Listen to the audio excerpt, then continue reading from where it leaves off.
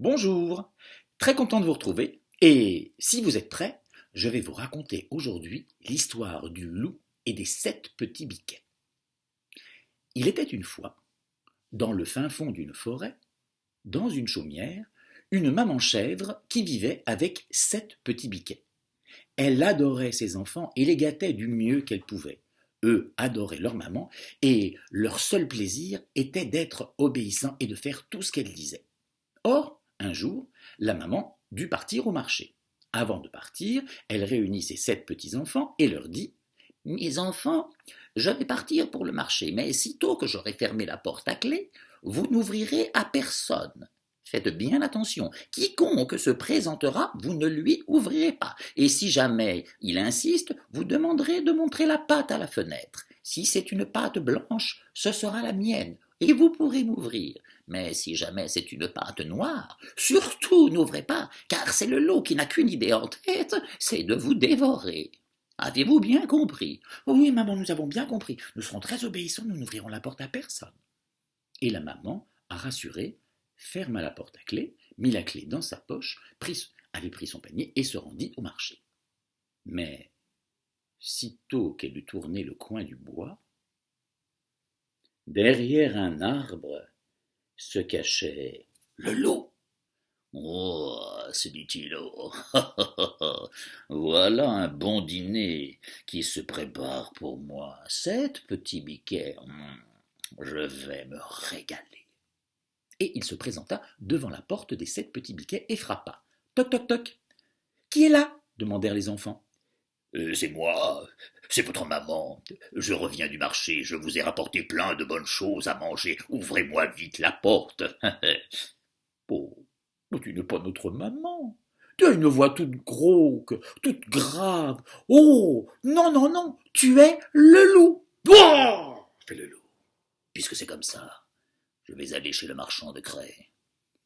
Et il se rendit chez le marchand de craie. Marchand de craie, donne-moi un peu de ta craie que je mette au fond de ma gorge pour adoucir ma voix.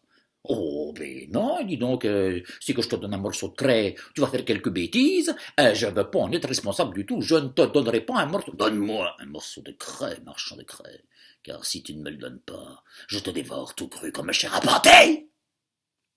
Le marchand de craie, tout apeuré, lui donna un morceau de craie. Le loup mit la craie au fond de sa gorge et essaya sa nouvelle voix. Oh. Oh, et il se rendit devant la maison des biquets et frappa à la porte avec sa nouvelle voix. Toc, toc, toc. Qui est là? Demandèrent les petits biquets. C'est moi, c'est votre maman. Je reviens du marché. Ouvrez-moi vite la porte, je vous ai rapporté plein de bonnes choses à manger. Oh, c'est la voix douce de notre maman. Vite, vite, allez chercher la clé et ouvrons-lui la porte. Non, non, non, non, non, non, non. Et la voix douce, certes, mais il faut qu'elle nous montre sa patte à la fenêtre. Montre-nous ta patte. Et le loup posa sa patte toute noire sur la fenêtre. Ah, tu n'es pas notre maman. Non, non, non, non, non, tu as la patte noire, tu es le loup. Non, non, non, nous ne t'ouvrirons pas. Fit le loup. Puisque c'est comme ça, je vais aller chez le meunier. Mais qu'allait-il donc faire chez le meunier? Meunier, donne-moi un peu de ta farine, que je mette ma pâte dedans afin qu'elle devienne toute blanche.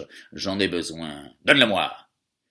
Mais ça m'embêtait un peu parce que si je te donne de la farine, d'abord j'en aurai plus, et puis que si que je te la donne, que tu vas faire sûrement quelques bêtises et que j'ai pas trop envie d'être responsable de tout. Donne-moi un morceau de farine, meunier, car si tu ne me donnes pas un peu de ta farine, je te dévore tout cru comme chair à pâté. Oui, ben, alors oui, alors il y avait un peu de farine alors. Et il donna un peu de farine au meunier. Le loup plongea sa patte dans la farine, la secoua, et elle en ressortit toute blanche.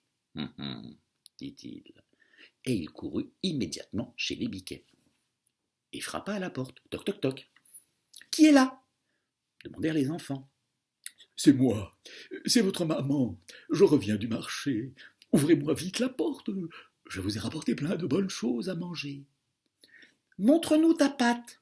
Et le loup posa sa patte toute blanche sur la fenêtre. Oh, Oh, c'est notre maman! Vite, vite, allons chercher la clé et ouvrons-lui la porte. Elle nous a rapporté plein de bonnes choses à manger. Et ils se précipitèrent pour chercher la clé dans le tiroir, mirent la clé dans la serrure, tournèrent la clé dans la serrure, ouvrirent la porte, et là, quelle ne fut pas leur surprise quand aussitôt qu'ils eurent ouvert, le loup se précipita sur eux et courut partout pour les attraper. Le premier se cacha dans l'armoire, le deuxième sous le lit, le troisième dans la chambre, le quatrième derrière un rideau, le cinquième sous la table et le sixième dans une horloge. Le septième, lui, courut se cacher dans la cuisine. Le loup les trouva tous,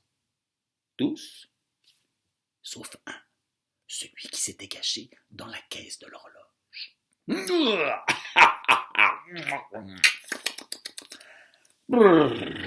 Mon Dieu, que c'est goûtu, un biquet. J'aime bien manger, dit-il. Je vais aller faire une sieste sous cet arbre. Et, bon an, mal an, bien rempli, le ventre bien tendu, il alla s'allonger sous un arbre à côté de la maison. La maman revint du marché.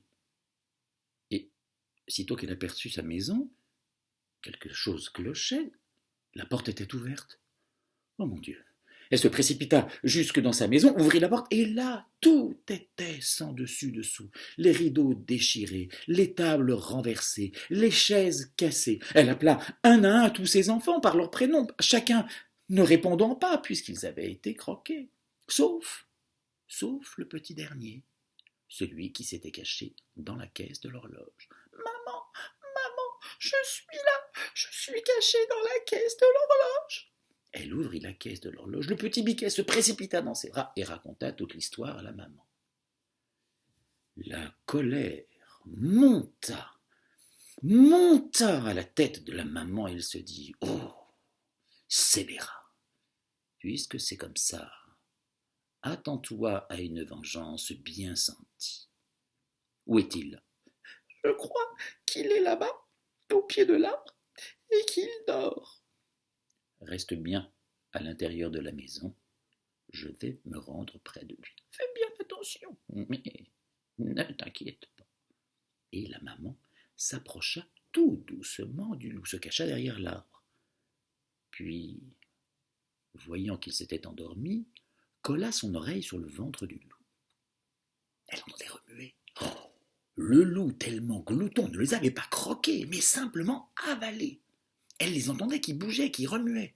« Oh, dit-elle, tu ne sais pas à qui tu as affaire. » Et la maman, qui était une habile couturière, avait toujours dans la poche de son tablier une paire de ciseaux, du fil et une aiguille. Et tandis que le loup dormait, comme une habile couturière qu'elle était, sans réveiller le loup, elle perça le ventre du loup avec des ciseaux et se mit à découper le ventre du loup. Quand elle eut ouvert le ventre du loup en grand, les petits biquets se précipitèrent sur la maman. Maman, chut, allez vite, dépêchez-vous, rentrez dans la maison et, avant de partir, allez me chercher tous un caillou de votre poids, de votre taille, que nous mettrons à votre place dans le ventre du loup. Dépêchez-vous. Les enfants coururent jusqu'à la rivière, prirent chacun une pierre et ils les déposèrent dans le ventre du loup qui dormait, toujours du sommeil du bienheureux. Et puis la maman leur dit « Rentrez, cachez-vous !» Puis elle prit son aiguille, son fil, et là, elle recousit, comme une habile couturière qu'elle était, sans réveiller le loup, le ventre du loup. Puis, elle rentra se cacher dans la maison. Ils attendirent un moment, tous guettant à la fenêtre le réveil du loup. Et puis le loup se réveilla. Oh, mon Dieu, que ces biquets sont lourds.